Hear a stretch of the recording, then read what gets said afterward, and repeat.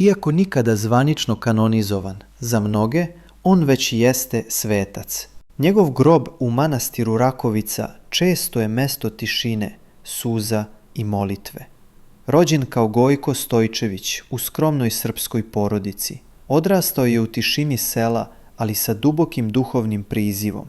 Školovao se u bogosloviji u Sremskim Karlovcima, a zatim i na Bogoslovskom fakultetu u Beogradu.